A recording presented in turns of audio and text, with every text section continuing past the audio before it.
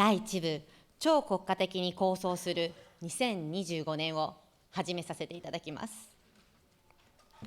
第一部の最初は、国際通貨基金元専務理事のドミニク・ストラスカーン様に、世界経済の現実と未来をテーマにスピーチをお願いいたします。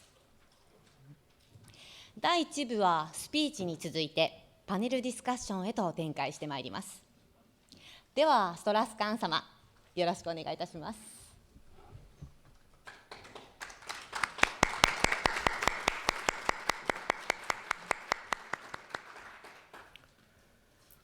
Well, ladies and gentlemen, good morning. I have to apologize not being able to address you in Japanese, but frankly, already my English will be bad enough. I couldn't try to do it in another language. I would like to thank the forum and especially Mr. Ide for asking me to say a few words this morning, and also my good friend Mr. Kotegawa. And I would like to address all my regards to the participants, including our former colleague from the IMF, Paulo Nogueira Batista, who is in the panel this morning. I have been asked to say a few words about the global economy today, and I'll try to say a few words about the short term first, and then having a look to a more longer term. Short term, I think the best course to take is to make a quick double journey around the world. The first trip will be very short and rather optimistic, and you may find it sometimes in newspapers saying, look, the US are not that bad, the recession, depression is behind, the EU are not doing that well, but still they were able to contain the Greek crisis and to overcome all what has been said about the different part of the Eurozone falling apart. China has a problem, but still close to 7% growth, and most of us will be happy with 7% growth. Price of commodities are low, which help for the future, and you can so make a list of different things going around the world saying finally things are not that bad. But then you can make a second glance, and see that the reality is not that good. And I will spend a little more time on this. When you look to the recent forecasts made by the IMF, a few weeks ago, you see that they have been once more downgraded compared to last June. Downgraded not that much, from 0.2, from 3.3 to 3.1. But at this level, 0.2, and when it comes after other downgrading, is something which is very significant and, of course, does not reflect any kind of confidence in the future. Looking at advanced economies, we see low growth. Of course, in the US it's not that bad, but not that good. And that's probably why the Fed is postponing months after months the hike in interest rate, which is expected, because they're not quite sure that the recovery is strong enough. The European, they're just unable to really jump out the Greek trap. They were unable to take their losses when it was necessary to do so. I don't have time this morning to elaborate too much on Greece, but obviously the way which has been chosen is not a way out. It's just a way to try to push forward the snowball without really finding a solution. The consequence of that is that the losses in terms of growth for the Eurozone year after year amounts today for more than the Greek debt, which means that having paid for the Greek at the beginning would have been less costly than finally what is happening these days. Investment is low, and if I don't see any crisis in the short term in Europe, I don't see any real recovery. It's going to be mild, soft, around 1% growth. Not less, but not more. And let me just remind you that 1% for France, Germany, Italy, Spain, others, is not enough to pay for the welfare state. Depends upon the country, but it's about 2% growth that you need to have the system of the welfare state working. So you may have less than 2% 1 year, 2 years, 3 years, but you cannot have less than 2% growth for a long period. If you are in this situation, then at the end of the day, the debt accumulated by the social security system, the global welfare system, becomes a huge one and make it impossible to recover. So it's clearly the sick man of the global economy. When you look to Japan, I will not elaborate too much. You know much more than I do about the Japan economy. Nevertheless, facts are that you are now in technical recession, which means 2 quarters of negative growth. I see some room for a rebound in investment, but clearly consumption and exports are downside risk, and this despite a very expansionary policy which has been put in place by Mr. Abe. If you have a look to, I forgot to do this here. If you have a look to oil exporters, the situation is not that good because, of course, they had previously huge surpluses that was recycled in the global economy. They don't have this surplus anymore, so we cannot expect from them to help for global growth. And when you look now to the emerging market economies, they're rather in a bad shape. They haven't been in such a bad shape for years. Russia, of course, mostly because of the sanctions, which are hitting hard now. I'm afraid that the sanction will not change the policy of Russia as the Western Europe, United States expect.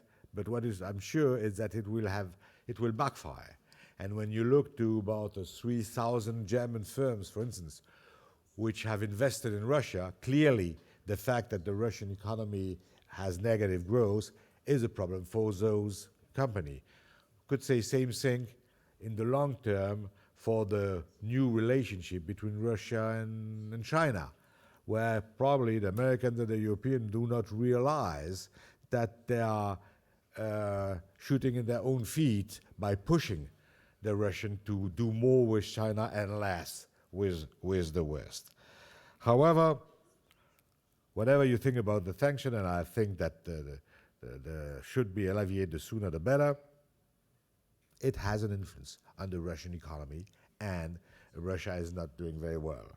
China is obviously in trouble. I'm not thinking that much to the recent trouble in the stock market, which have been overcome, but a lot of problems remain, of course, in the shift from an export-led growth model to a more consumption-led growth model. Inequalities, region imbalances, migrants, pollution, the banking system has a lot of problems, also the capital account, the opening of the capital account, corruption. Well, there are a lot of them on their plate, and even if we may all hope that the forecast of 6.9% growth for this year will be reached, it does not mean that this is going to last for very long, and probably we must have in mind that this remaining motor of the global economy is going to decrease in the coming years.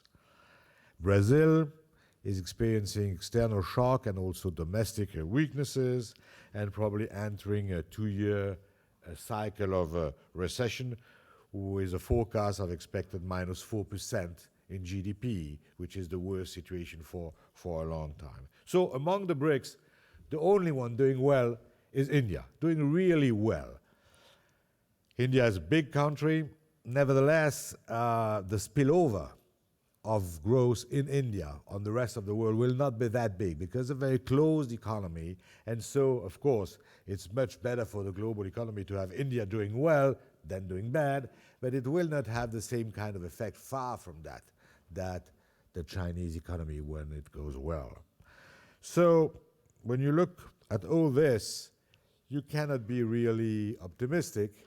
On top of that, the trade forecast has also been downgraded a lot, close to 1%.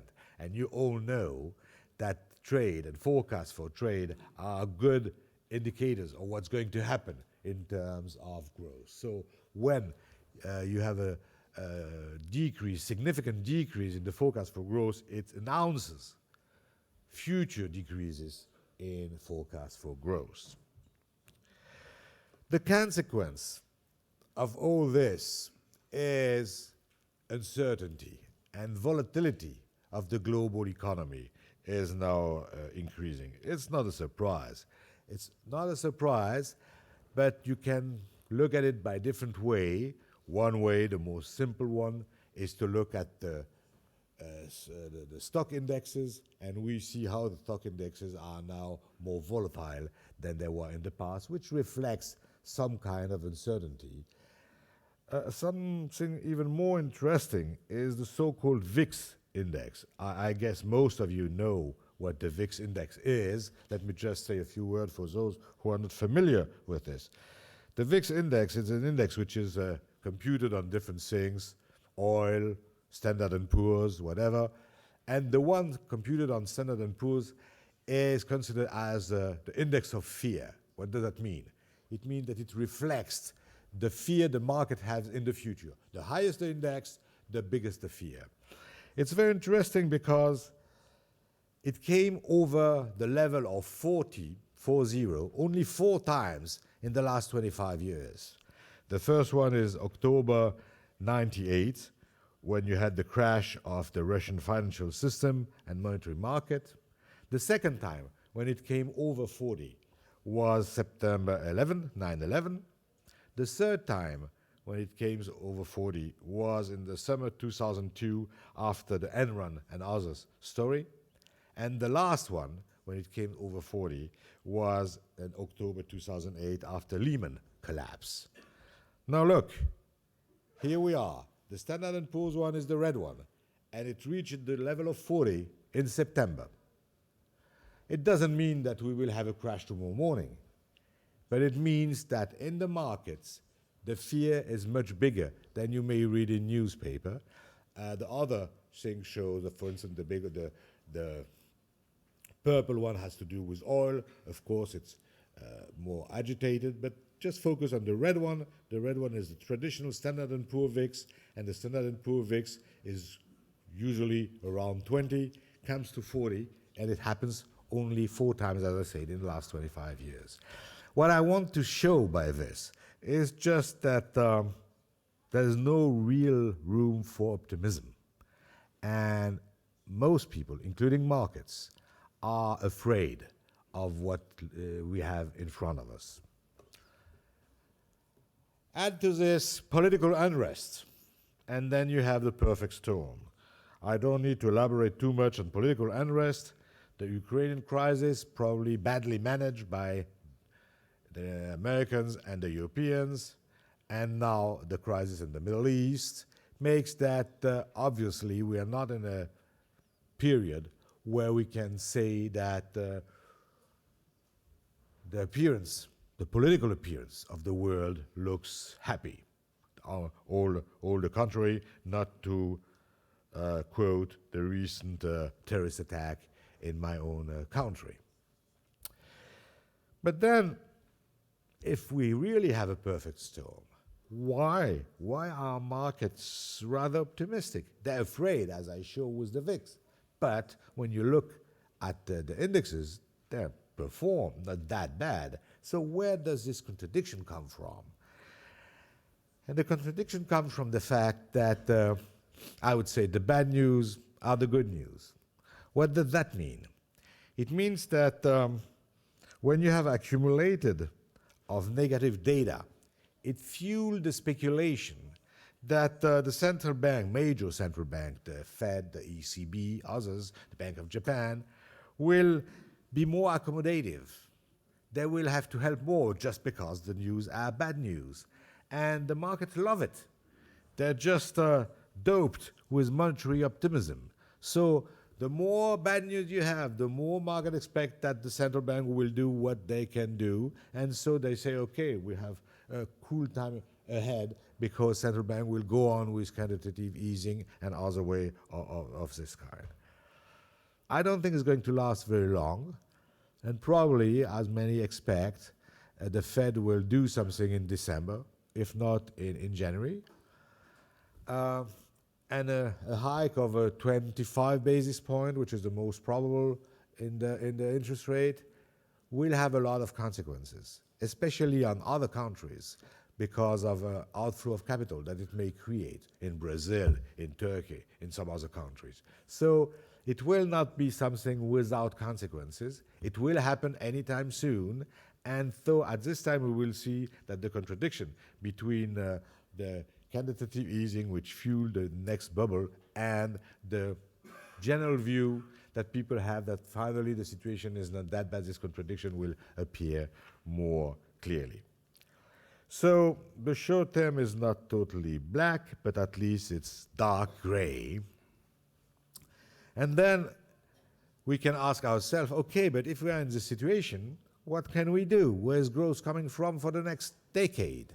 And I won't be as I have a prospective view like Mr. Ide, so as far as Mr. Ide of the question of the crisis and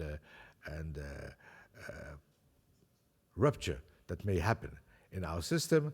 But even if I limit myself to the economic view, I must say that something has to change, obviously. The name of the game is clearly growth. I think there are less and less people arguing that the good solution for the world is to have less growth. It has been something which has been said repeatedly during the 70s, the 80s, even the 90s.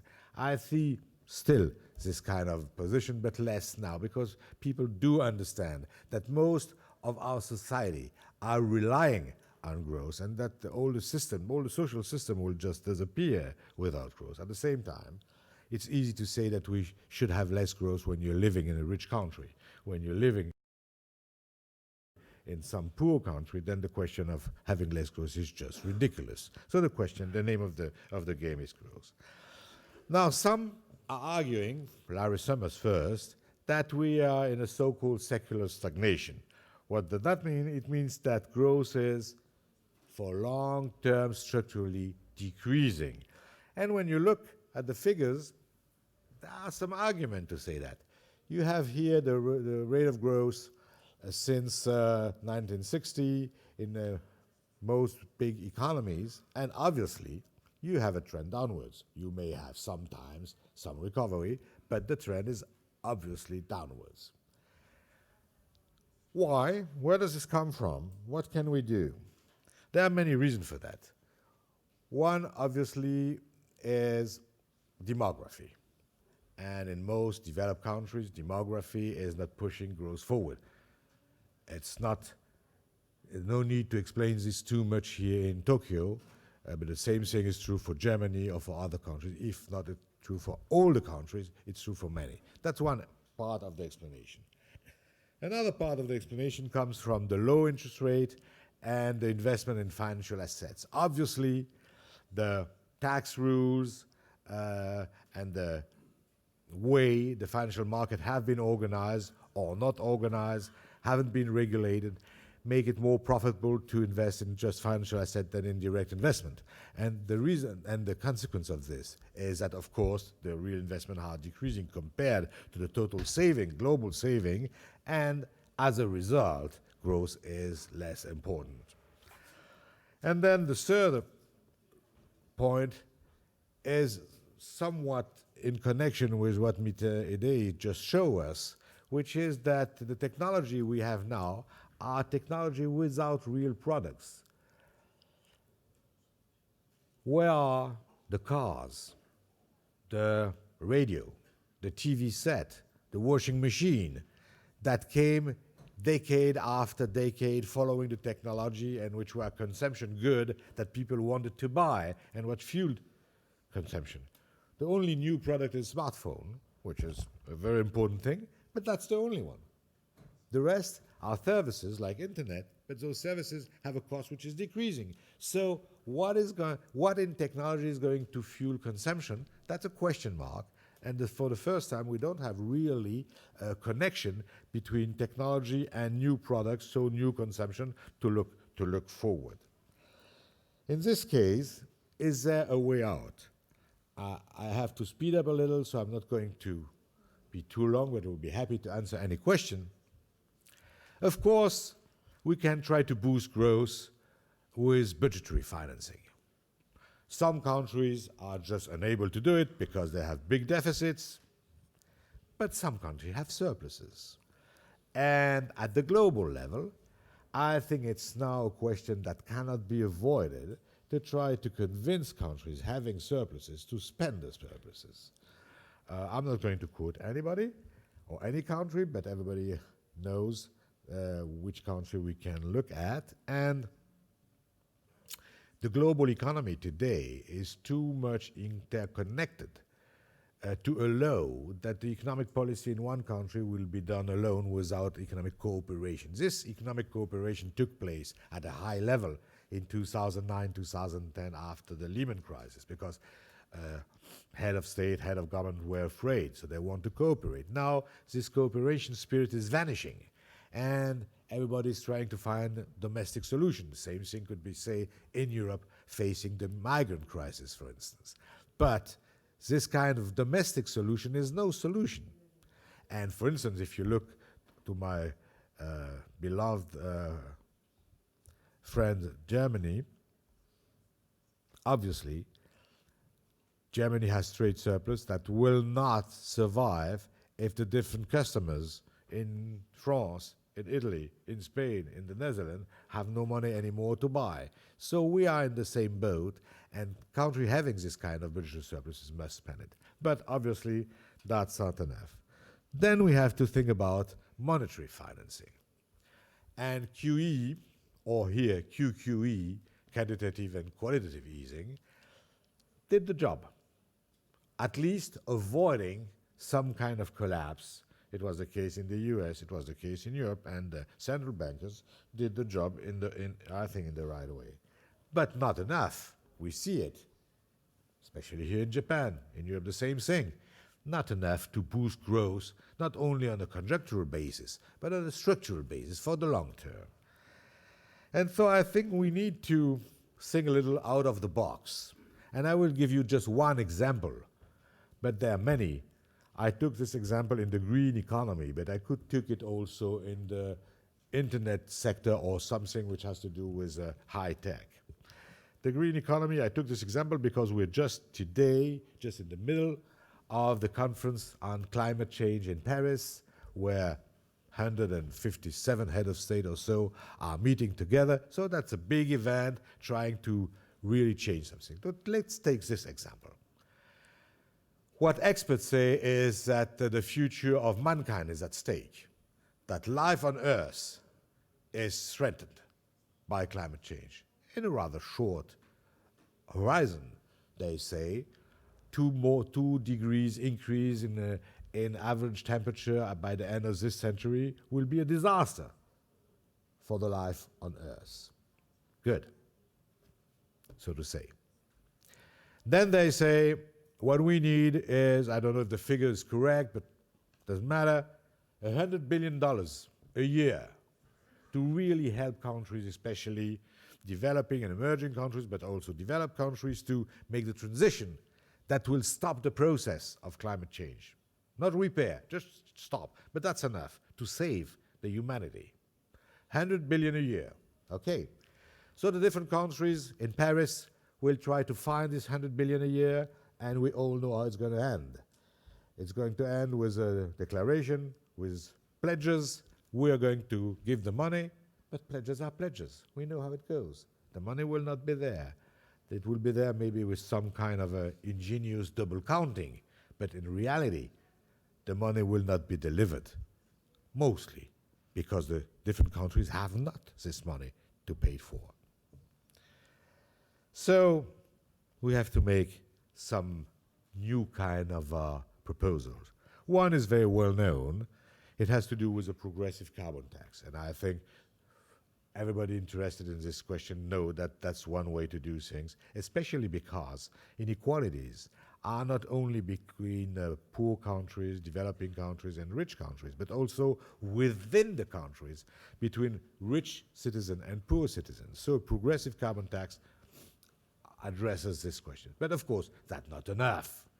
And then comes the idea I would like to give you as a discussion, a possible discussion, which is that if there is no budgetary sources, no new kind of tax, or at least one, but not enough, then we really need to do things which are heterodox. And the idea is that we need some monetary financing. Of course, monetary financing is very bad, and all economists, including myself, have taught at school, in the university, that have taught that monetary financing was the worst thing on earth. Why? Because it creates inflation, because it gives bad habits. You begin to finance something with monetary and then you could do it for something else and for something else. But all those reasons cannot hold when the future of humanity is at stake. If you finance the totality of the 100 billion, forget about the carbon tax, take 100 billion by monetary sources, it gives an inflation of 0.15% inflation per year.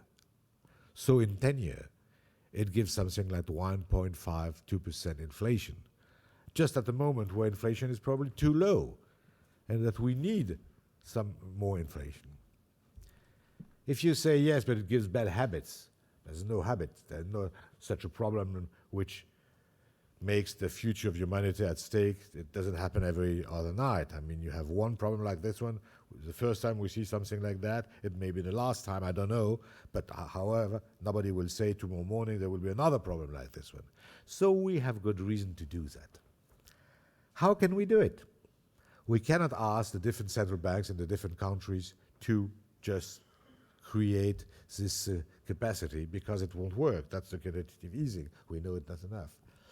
Then I'll make a proposal, and my former colleague, Mr. Kotegawa and Mr. Noguera, will remember that I already made this proposal when I was leading the IMF, which is to use the SDRs from the IMF to create this new liquidity that will be shared among the different countries, and that will make it possible by exchange for each country the SDR against a hard currency to really finance on a monetary basis with all the drawbacks of monetary financing, but to real finance a change that is needed. Why do I insist this morning on that? Certainly because we have this COP21 conference in Paris, but also because, in my view, it gives a good example of doing something which is exceptional, because we are in exceptional time. Of course, this 100 billion a year will help growth in different parts of the world, not only help the energetic transition and help to solve the climate change problem, but will also help growth. And we can do that for this problem. We can do it at a higher level, and doing this, we go back to some kind of infrastructure which is not transportation infrastructure, which is energy infrastructure, where we need the change and we have to finance it. If we are not able, this proposal is one proposal. Other guys may have other kind of proposals. I don't mind if people explain that that's not the best way and there's another way to do it. Fine. But what I say, and I'm really convinced about that, is that the sources of growth are slowly disappearing. Demography, consequences of technology. Point 2, we need growth. Then point 3, we need to find new ways to boost growth. And the new ways to boost growth cannot come from budgetary resources. Then it has to come from monetary resources. It cannot come nationally. Then it has to come globally. And this is a possibility. There may be other one. This is a possibility to have this growth coming from the global system. That's why the point I wanted to make for you this morning. Thank you for listening. Thank you very much, Mr. Strauss-Kahn. ストラスカーン様、ありがとうございました。それで